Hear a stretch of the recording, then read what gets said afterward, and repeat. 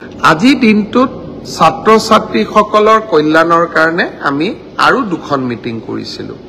আমি প্ৰত্যেক বছৰে আনন্দৰাম বৰুৱা বঁটা দিওঁ উচ্চ মাধ্যমিক পৰীক্ষাত ভাল ৰিজাল্ট কৰা ষ্টুডেণ্টসকলক আৰু হায়াৰ ছেকেণ্ডাৰী ছোৱালীসকলক ফাৰ্ষ্ট ডিভিজন পালে আৰু ষ্টাৰ পালে ল'ৰাসকলক আমি স্কুটি দিওঁ। এই দুইখন আঁচনিৰ সুবিধা আমি যাতে 30 নৱেম্বৰৰ আগতে ছাত্ৰ ছাত্ৰীসকলক দিব পাৰোঁ তাৰ বাবে আজি আমি আৰু দুখন মিটিং কৰিছিলোঁ। মই ভাবোঁ যে 30 নৱেম্বৰৰ আগতে আমি দুইখন আঁচনিৰ সুবিধা ছাত্ৰ ছাত্ৰীসকলক দিব পাৰিম।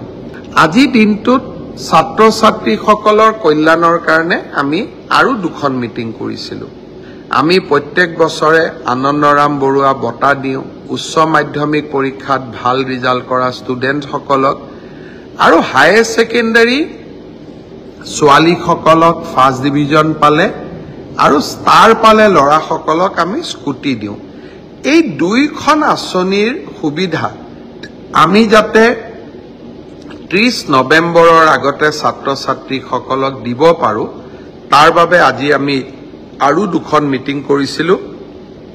মই ভাবোঁ যে 30 নৱেম্বৰৰ আগতে আমি দুইখন আঁচনিৰ সুবিধা ছাত্ৰ ছাত্ৰীসকলক দিব পাৰিম।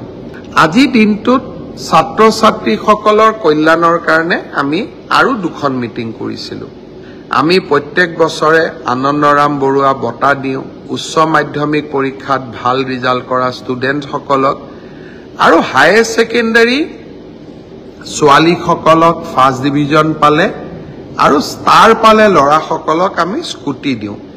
এই দুইখন আঁচনিৰ সুবিধা আমি যাতে 30 নৱেম্বৰৰ আগতে ছাত্ৰ ছাত্ৰীসকলক দিব পাৰোঁ তাৰ বাবে আজি আমি আৰু দুখন মিটিং কৰিছিলোঁ।